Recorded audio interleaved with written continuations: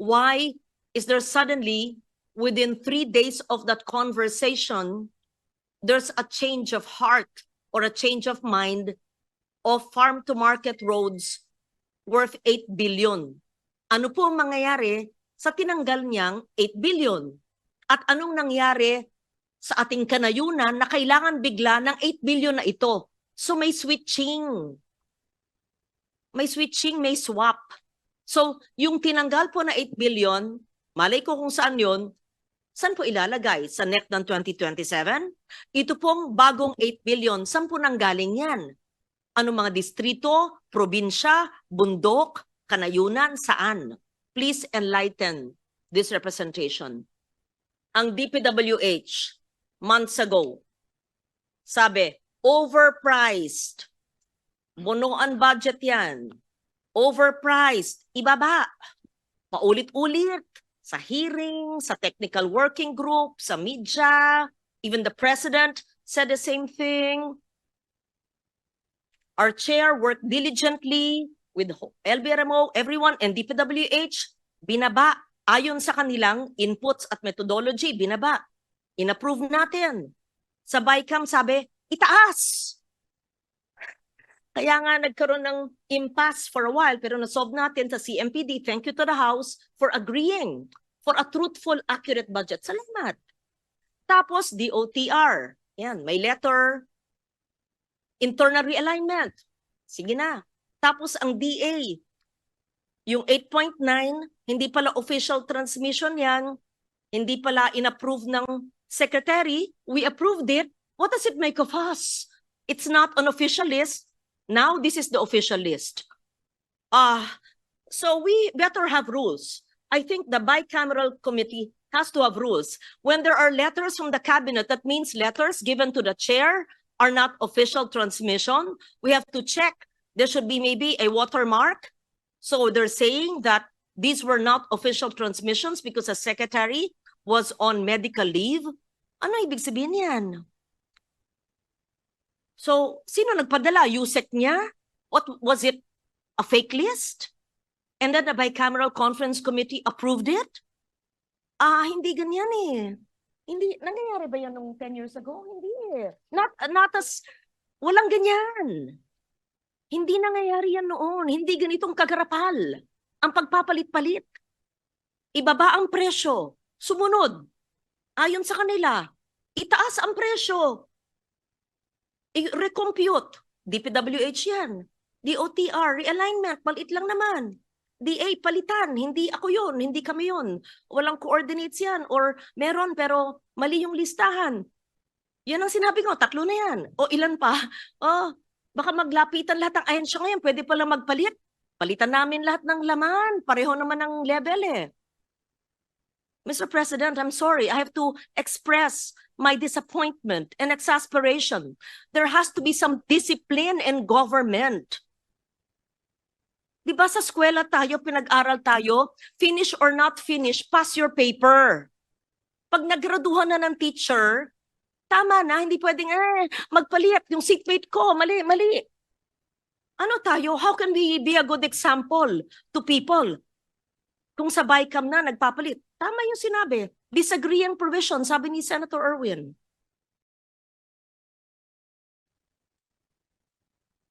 At the end of the day, I will support my chair.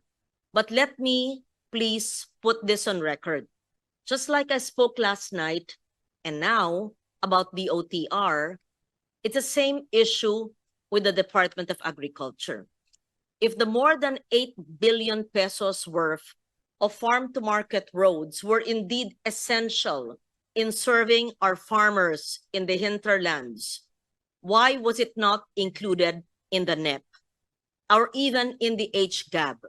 Even if you say that there are coordinates, why did they swap? So I would like to know what were the more than 8 billion pesos worth of FMRs that are deleted now from the HGAB and the Senate version that we are reviewing in the BICAM. Sino po ang mga magsasaka na maaapektuhan sa matatanggal na FMR dahil pinalitan ng DA ang kanilang listahan ng Farm to Market Road. I don't understand. So ano mangyayari po sa Farm to Market roads na sinumite ng DA, na inaprubahan ng HGAB, na inaprubahan po natin, tapos papalitan dahil sa isang sulat? So I would just like to make it clear that these are not Senate-introduced FMRs. We did not introduce or submit a list to the secretary, just to be fair, okay? Insofar the Senate is concerned, we understand and support the House amendments for farm-to-market roads in specific rural districts, and that is both needed, and as long as there are coordinates and not just a lump sum, that is supported. But suddenly there's a change.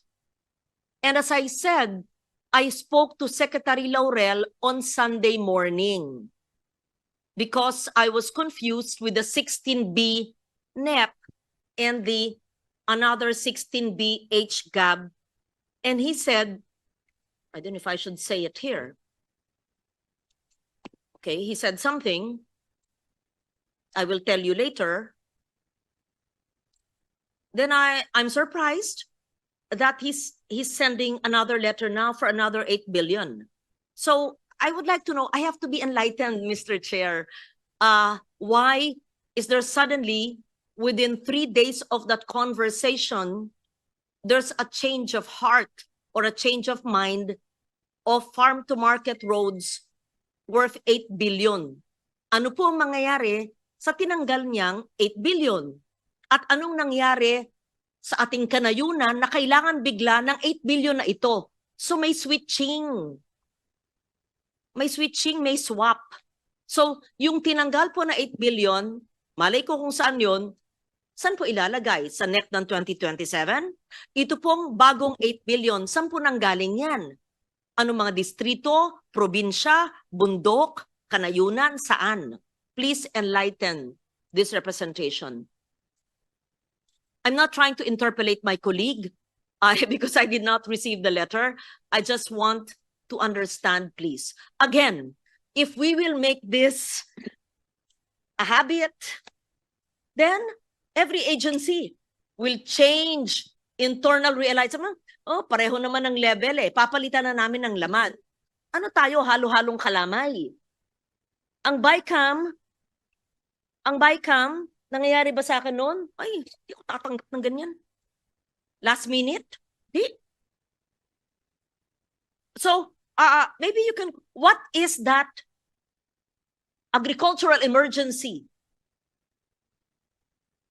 that the DA will have to change 8 billion worth of FMRs? I want to know and understand. I'm not angry at the vice chair or the chair of Agri. I'm just passionate when there's something I do not understand and I need to comprehend it, Mr. Chair. In the end, I will support my chair. If I may place on record, this request has not been acted on. So we continue to, well, at least for the Senate, we are standing by the previous list that we approved on December 13. Now, if unless there are members of the bicameral conference committee who disagree, I think we should stick with the December 13. Mr. Chair, And for the record, the December 13 list has coordinates. The 33 billion peso December 13 list. We approved it with the coordinates.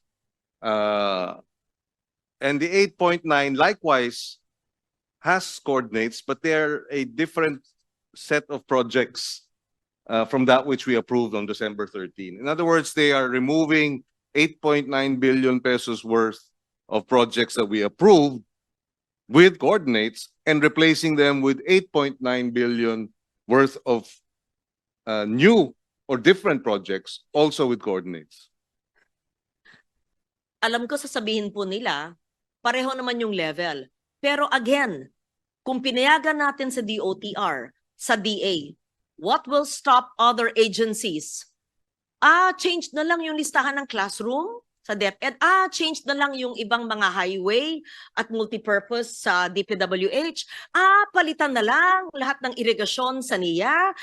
Tanggalin na lang. These lapses will affect the planning of projects that are, we're so diligent in our responsibility to plan, to submit requirements. Tapos isang sulat lang, palit. I think you have, I'm sorry, Mr. Chair. Okay, hindi ako yung chair. Ano yung dahilan? May dahilan. If it's a national security issue, yes. If it's so important, yes, I want to understand. Gusto ko lang maintindihan.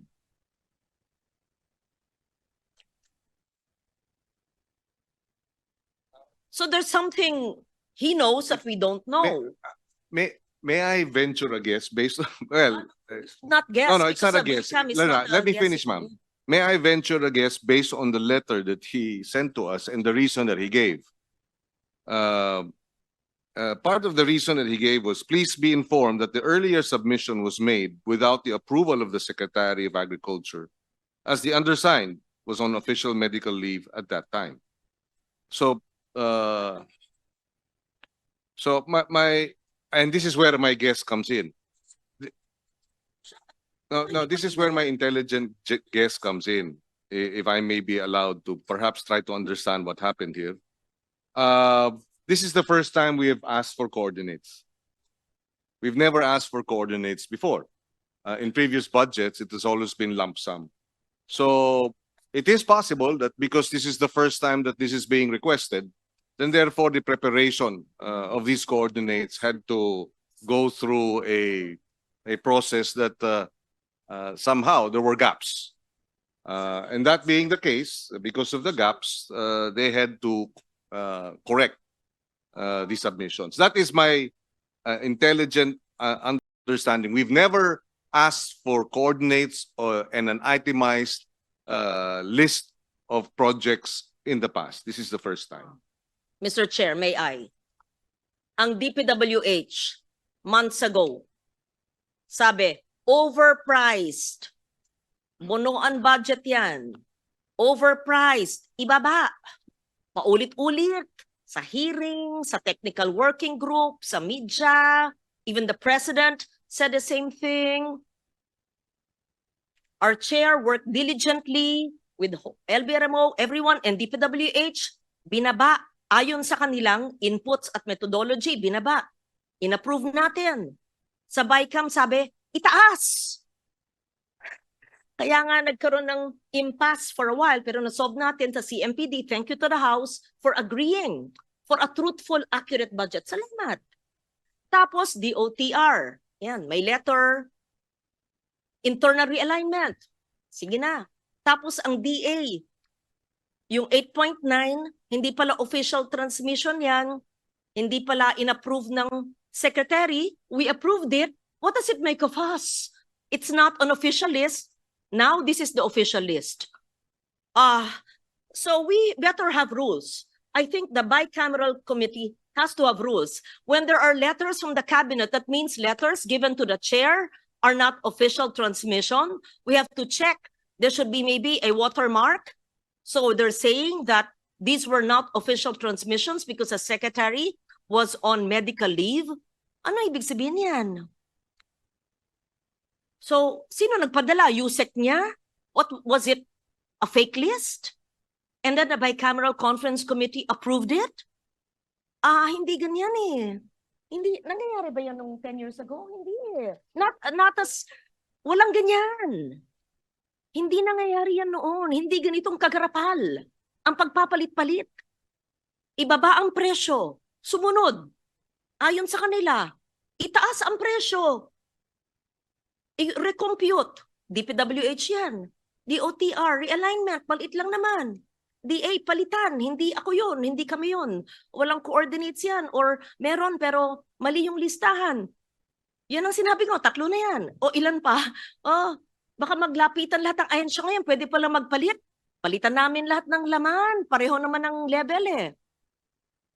Mr. President, I'm sorry. I have to express my disappointment and exasperation. There has to be some discipline in government. Di ba sa eskwela tayo, pinag-aral tayo, finish or not finish, pass your paper. Pag nagraduhan na ng teacher, tama na, hindi pwedeng, magpalit yung seatmate ko, mali, mali. Ano tayo? How can we be a good example to people? Kung sa BICAM na nagpapalit, tama yung sinabi. Disagreeing provision, sabi ni Senator Erwin. Mr. Chairman? Go ahead, Yeah, Mr. Chairman, the Secretary is the head of agency. He's the alter ego of the President. He has the overall knowledge on how his department should go, especially on farm to market road.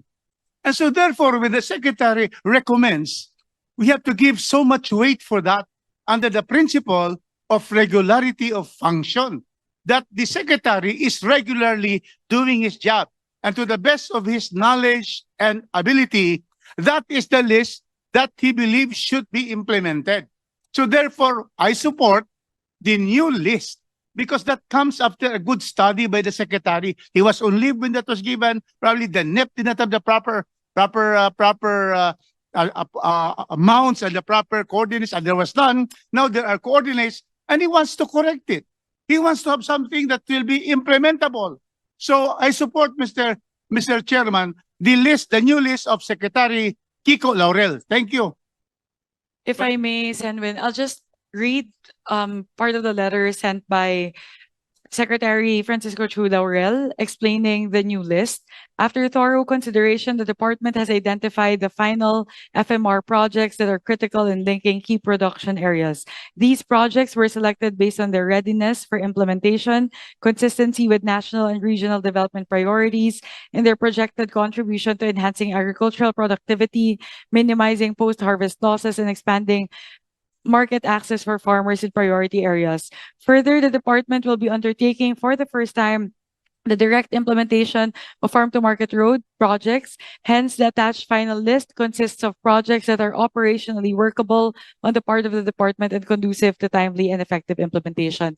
I'm not sure if this is the same letter that Sen Kiko has on hand, because also in the first paragraph, he explained that the undersigned was on official medical leave at the time that during the earlier submission so he says that please be informed that the earlier submission was undertaken without the approval of the Secretary of Agriculture, as the undersigned was on official medical leave at the time.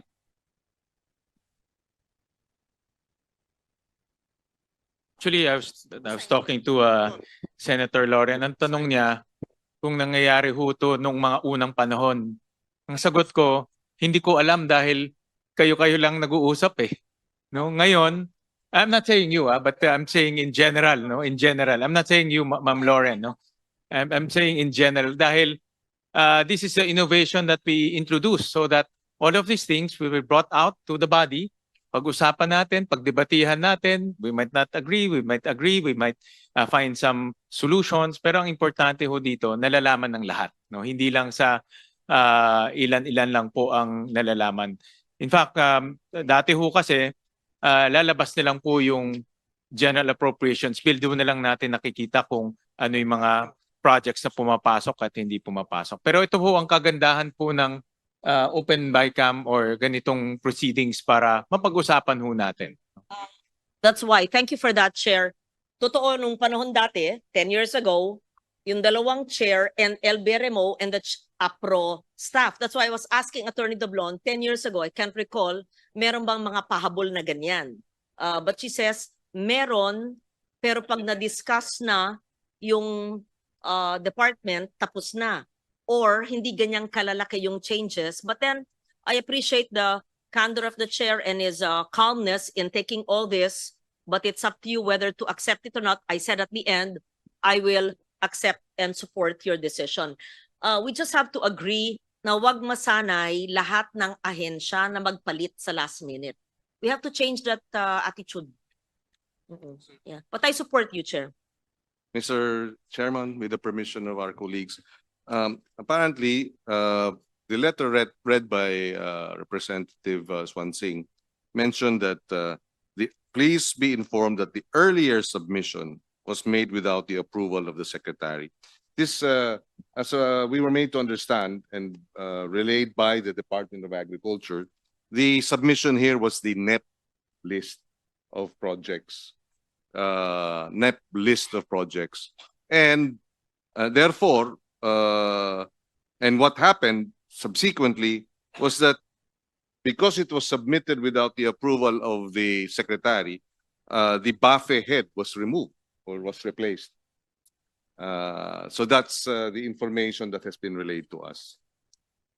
And therefore, they are now submitting this new list.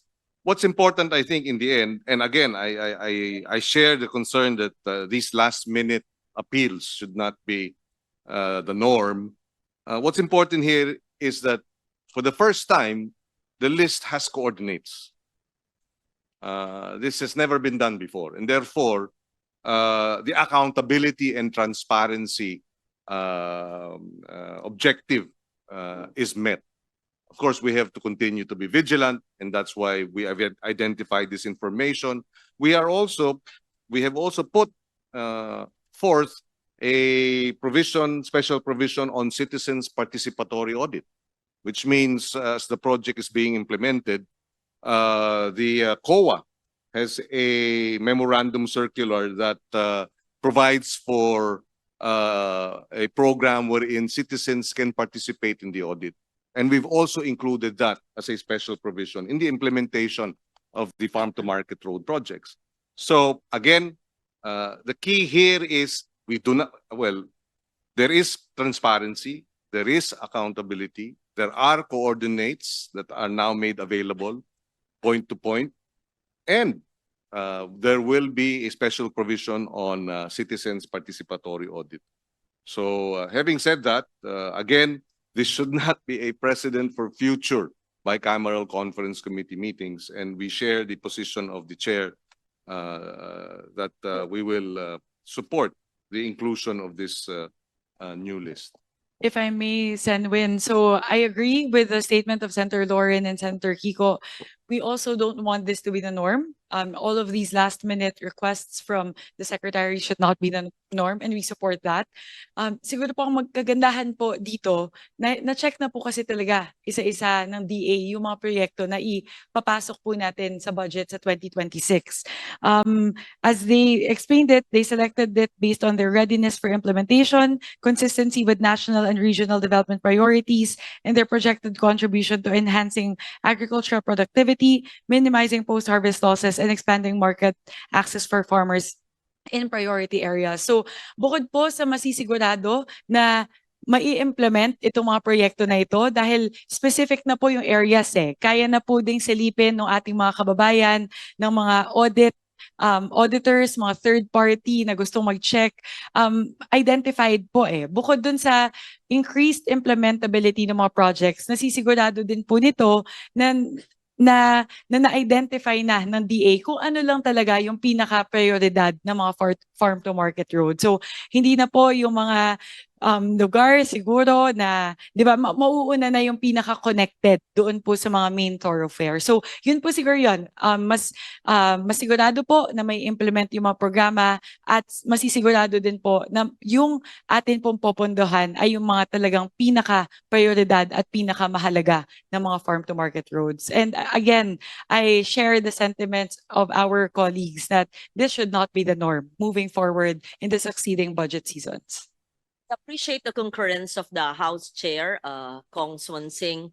Let me just put on record, Mr. Chair, that when the GAA is signed and we have an oversight committee, I'd just like to see the comparison of the 8.9B as part of the 16B FMR in the NEP, which was unauthorized, but we're surprised, and that should not happen again when departments send us communication. Sabi nga ni Chair, binigay sa atin Malay naman natin, NEP nga ito. Malay naman natin finar niya yung tao niya. The internal troubles of a department is not our problem. It becomes our problem now when we're informed 6 months later that it's not authorized. I mean, that's dangerous. So, and then we want to compare what was the unauthorized list and what is the new list. But again, I leave it to the chair of the Agri during our oversight by 2026. Thank you. Yes. And just to manifest po, in terms of the completion of the list as of today, out of the 1,674 projects that comprise the 32 billion, 99.4% of the projects are already complete with all the coordinates and all the specific location. So, 10 lang po sa 1,674 na projects yung wala pang coordinate. So, yung sinubmit po nila na listahan, 99.4% na po yun ng 32 billion. Kompleto na, halos kompleto na po yung listahan na sinumite po ng DA para po dun sa 32 billion. Sa akin lang naman, if the secretary is saying na hindi ito yung kanyang approved projects at pinaalis niya yung kanyang head nung kanyang Bureau of Farm Equipment, mahirapan naman ho siyang i-implement yung projects na hindi niya na-evaluate o hindi niya ho nakita o hindi niya na-approve.